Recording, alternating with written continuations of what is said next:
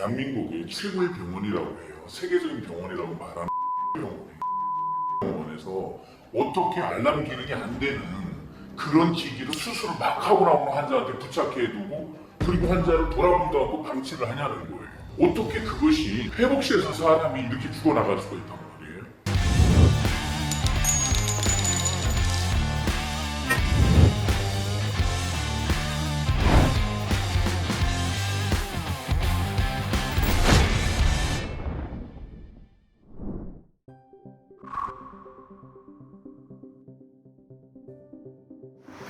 안녕하십니까. 시간 이렇게 내주셔서 고맙습니다. 네, 별 말씀. 영상으로는 이게 뭐 처음 만남처럼 보일지 모르겠지만 벌써 한 3번째 만났죠?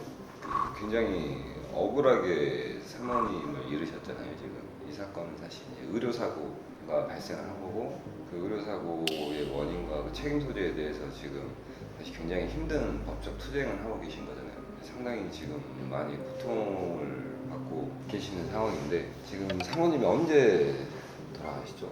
2021년도 7월 1일 날그 신장 이식 수술을 하게 됐고요.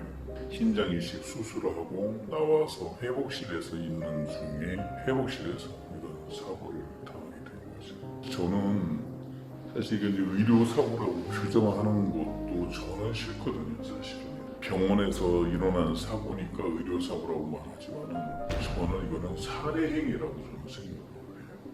이거는 사람을 그냥 죽인 것이지 무슨 의료 처치를 하다가 사고로 죽게 되거나 부주의로 죽게 되는 이런 상황은 아니거든요. 그래서 더 원통하고 억울합니다.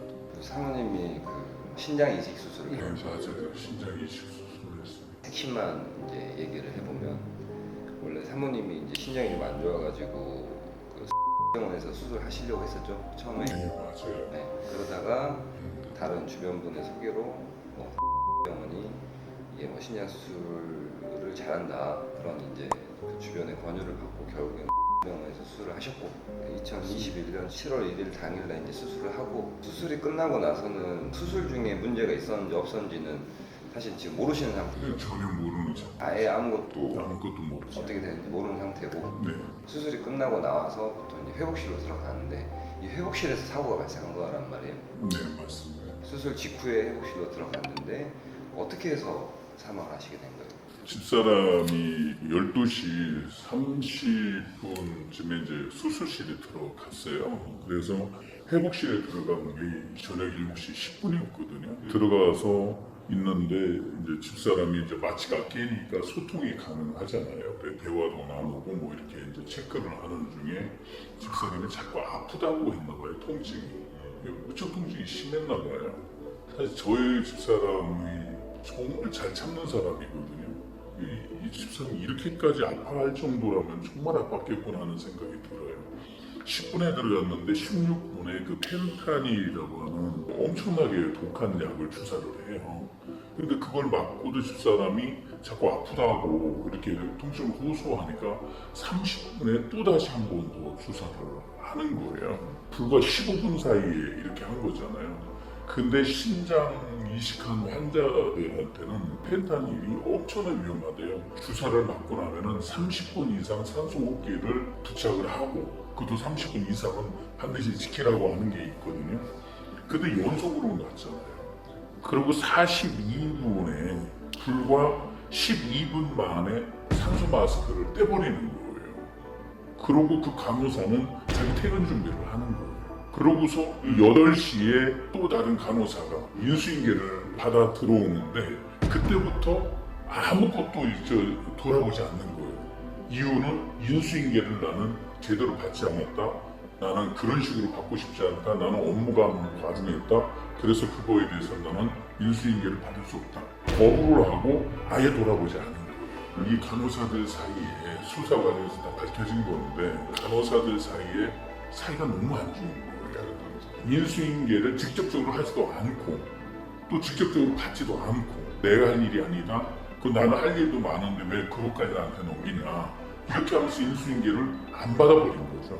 집사람은 그 구석에서 지금 누워있는 상태고요. 인수인계를 자기는 안 받았으니까 아예 돌아보지 않은 거예요. 그러니까 8시에 들어와서 8시 30분, 35분 요 무렵에 아내가 발견이 됐는데 그때까지 한 번도 돌아보지 않은 거예요. 그 부검을 하셨는데 사인이 불명으로 나오신 거죠? 그런 거죠. 여러 가지 뭐 이제 이야기를 붙이지만 그거는 당연히 이렇게 방치를 했으니까 그 심장도 모든 몸의 기능들도 다 떨어지고 그래서 사람이 죽게 되는 건데 그건 너무나 당연한 거지. 나중에 부검을 해가지고 보니까 그래서 죽었다 하는 건 무슨 의미가 있나요? 부검 기록을 혹시 확인하셨나요? 부검 기록은 경찰서에 다 있고 한데요. 근데 제가 그 부검 기록을 사실은 안 봤어요. 저도 변호사님이 저한테 용기를 주셔서 2년 만에 이거 처음 살펴봤거든요. 그 전까지는 기록 하나하나 보는 게 너무 무서웠어요. 아마 이런 사고를 당한 사람들이 똑같을 거예요. 그때 그 상황 다시 돌아가서 그걸 뒤적거리면서 잘 알지도 못하는 걸 보면서 막 억울해하고 막 원통해하고 하는 이 감정 속에 들어가는 것이 너무 무서운 거예요. 공포처럼 느껴지는 거예요. 변호사들한테 계속적으로 자세히 봐달라고 부탁만 했고요. 그 다음에 경찰의 수사가 끊이지 않도록 하기 위해서 2년 동안 저는 정말 열심히 뛰었던 거고요. 우선 그렇게 해가지고 한 48분가량 회복실에서 이제 방치가 되면서 이제 사망을 하셨는데 어떻게 보면 이 사건을 지금 촬영까지 하는 가장 결정적인 이유라고 볼 수 있는 게 그 사모님이 누워 계실 때 의료기기가 그러니까 그 뭐죠? 생체시로 경고음이라고 그렇게 말을 하죠. 사실은 경고음 우리가 할 때 보통 몸에다 의료기기 붙이면은 산소 포화도가 떨어지든지 뭐 심장 박동이 달라지든지 하면은 삐삐삐삐 울리잖아요. 그 울리는 알람이 안 되는 기계를 부착하는 거예요. 이게 이 사건에서 가장 큰 문제입니다. 그러니까 사모님께서 당시에 이제 그 누워 계셨던 병상에 보면은 이 환자의 몸에 부착을 해서 뭐 생리 수치를 그 기록해주고 알려주는 의료기기가 부착이 돼 있었고 예, 맞아요. 보통 회복실에는 기본적으로 부착이 돼 있는 장비니까. 예, 맞습니다. 근데 그 기계가 오류가 있었던 거잖아요.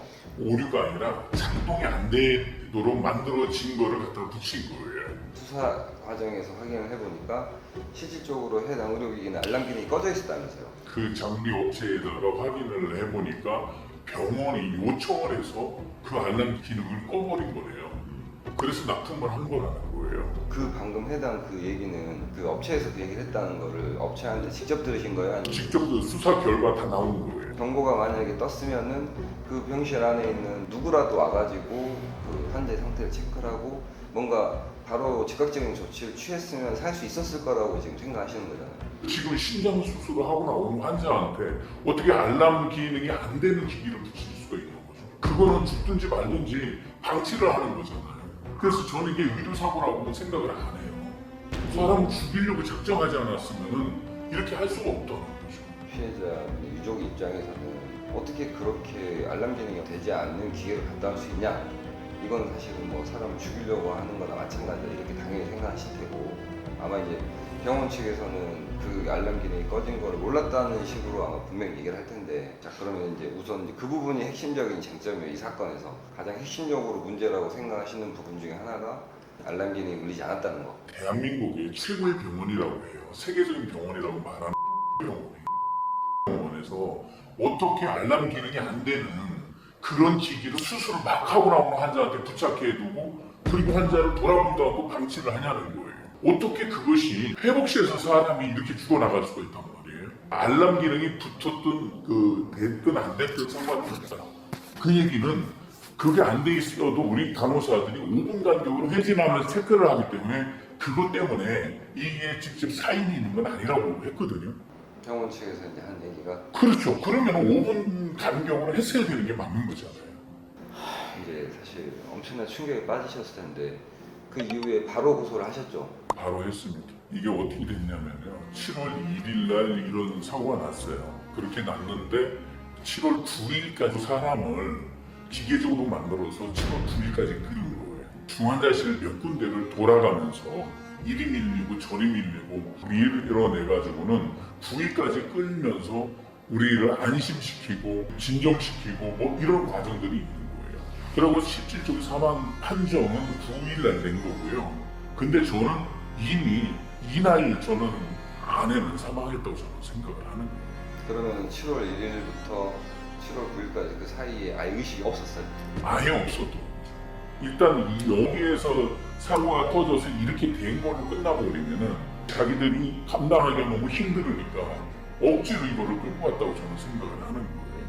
그렇게 해서 7월 9일날 그러면은 공식적으로 상황 판결 그날 저는 고소를 했습니다. 그렇게 해서 형사고소 하셨잖아요. 네, 맞아요. 2년이 2년이 흘렀어요 지금. 지금 현재 촬영한 시점이 2023년 7월 19일이니까 그 수사 과정에서 이제 어떤 일이 있었는지 한번 얘기해봐주세요. 서울경찰청 강력범죄수사대로 이게 넘어갔어요. 그래서 거기에서 수사 본격적으로 하게 됐고요. 이거는 너무 잘 됐다고 생각을 하고 감사하는 부분이에요. 또 수사관님을 정말 잘 만나서 정말로 너무 억울해했던 것들이 많은데 그런 부분들을 많은 부분을 풀어주더라고요. 그래서 결과적으로 이 간호사들을 과실치사로 검찰에 송치를 했었죠. 그래서 지금 총 그 고소를 하셨던 게 당시에 수술했던 수술했던 사람하고요. 그 회복실 책임 그 닥터가 있어요. 책임 과장이 있고요.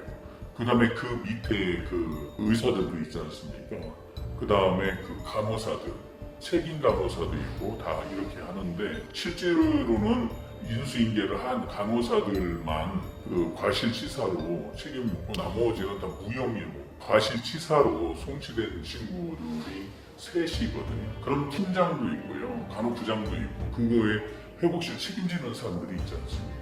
이 사람들은 모두 다 빠져나갔어요. 실질적으로 당시에 해당 근무를 했던 사람만 간호사 3분 예 맞습니다. 는 이제 교대 근무했던 그 간호사들 얘기하는 예 거죠. 맞습니다. 그분들만 과실치사로 인정을 해서 경찰에서 검찰에 과실치사로 송치를 송치를 하고 한 거예요. 작년에 아마 22년 8월쯤에 수사가 한 1년 정도 진행이 됐고요. 8월 초쯤에 검찰에 송치를 했어요. 그리고 나머지 의사랑 그 간호사의 일부는 불송치를 하고 그래서 그때 이제 작년 8월경에 그렇게 1차 처분이 났고 불송치를 했던 의사랑 간호사 일부에 대해서 지금 이의신청 한 상태고 그렇게 했더니 재수사를 해라고 검찰에서 경찰로 다시 내려보냈고요. 그러다가 작년 이태원 참사가 일어나면서 거기에 다 투입이 됐대요. 그래서 수사가 올해 봄까지 아무것도 할 수가 없었다. 5월에 갔는데 5월까지 할 수가 없었고 그래서 그때부터 다시 이제 해보려고 한다라고 이제 하신 거고요. 그래서 이제 다시 이제 그 이의신청 사건을 진행을 하고 있는 상태고 그 송치된 간호사들은 어떻게 됐어요 지금? 지금 현재 근무하고 있어요. 아직 근무하고 있어요? 예, 근무하고 있습니다. 그 처분은 어떻게 나왔어요? 검찰로 재송치가 돼야 되는데 아직 재송치가 안 된 상태죠. 분리해서 한 게 아니고 분리해서 하지 않고 전부 다 보완 수사를 검찰에서 경찰에 내는 바람에 경찰에서는 전부 다 다시 보완 수사를 해서 그래서 다시 올리는 걸로 그렇게 되어 있는 지금 그러니까 그 과실치사로 송치됐던 그 간호사 사건까지 포함해가지고 다 같이 보완 수사로 내려가 있다 이거죠? 예, 맞습니다. 그 과정에서 이 아까 서두에 얘기했던 이 핵심적인 부분 이 의료기기에 알람이 뜨지 않았던 문제 경찰이랑 통화를 해보셨을 거 아니에요? 통화도 하고요, 만나기도 많이 만났고요, 변호사들하고 함께 동행도 하고 수원님이 되게 이제 이 사건에 대해서 자기가 많은 사건을 해봤지만 정말 안타깝다라고 하는 말씀을 많이 하시네요. 그만큼 이 사건의 진실을 밝히기 위해서 엄청나게 애를 많이 쓰셨거든요. 그런 과정 속에서 이게 이제 다 나온 것들이고요. 과실치사로 된 이 간호사들은 자기들의 진술까지 증거도 다 잡았지만은 진술까지 다 봤고요. 본인들이 시인을 한 상태입니다. 그러니까 여기 지금 송치 이유서를 보면은 지금 방금 말씀하신 그 내용 그대로 나와 있어요. 무리하게 산소 마스크를 떼고 자발호흡을 유도하는 과실. 피해자의 산소 마스크를 뗀 후 본인은 회복실 퇴실하면서 다른 간호사에게 환자 인수인계를 미흡하게 하여 환자의 감시가 연속적으로 이루어지게 하지 않은 과실이 있다. 그러니까 지금 아까 말씀하신 대로 그 부분이 있는데 이 지금 처분하면서 경찰에서 낸 그 이유서를 보면은 그 부분이 빠져 있는 것 같아요. 아까 얘기했던 그 의료기기에 알람이 울리지 않았던 부분은 내용이 없는 것 같거든요. 그거는 나중에 최종 그 수사 기록은 다 넘어갈 거라고 이렇게 얘기를 해요. 근데 지금 그거는 우리한테 공개해 줄 수 없다고 얘기를 하는 거예요. 그럼 그 부분을 수사를 하고 있긴 하고 있다는 거예요. 수사가 그건 끝난 거죠. 알람 기기는 어떤 경우에 울리지 않도록 만드냐면은 수술실에서 사용을 할 때 수술실에서 하다 보면 환자가 여러 가지 위기 상황이 있잖아요. 그러면 알람이 계속 울린다는 거예요. 그래서 그런 데서 사용할 때를 대비해가지고 알람을 아예 되지 않게 만들어줘라. 이거는 스위치처럼 되어져 있는 것이 아니기 때문에 의료기 회사에서 그렇게 만들어야지 된대요. 설정값을 프로그램 상에서 예.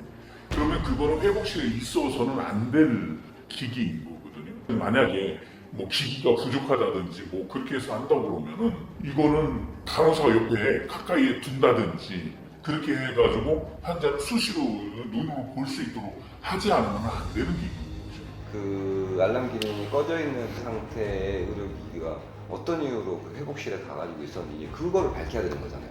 제가 이렇게 정확하지는 않는데 들었던 거는 응급 환자가 들어왔다는 거예요. 그래가지고 막 거기에 집중하고 기기들이 막 들어가다 보니까 그 기기가 부족했다는 거죠.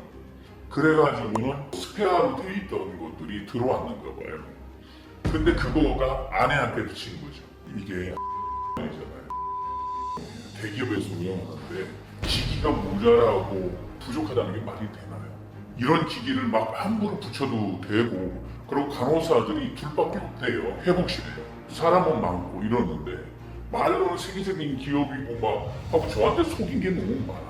의사들도 다 있었고 소생팀도 있었고 거기에 전부 다 간호사들 숫자가 많고 그래가지고 그런 그 허점이 없었다고 분명히 얘기를 했거든요. 근데 여기 그 기록을 보면은 의무 기록을 위조한 내용이 있었지 않나요? 의무 기록을 얼마나 많이 위조하고 막 그랬는지 말을 할 수가 없어요. 총 수정한 것이 그럼 아내는 그 살고 싶어가지고 얼마나 말로 치면서 큰 목소리가 나오지 않지만 외쳤을 거 아닙니까?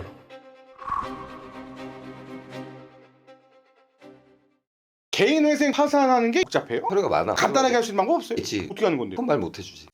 며느리도 모르는 오직 그만의 레시피로 당신의 새로운 삶을 함께합니다. 법률사무소 디스커버.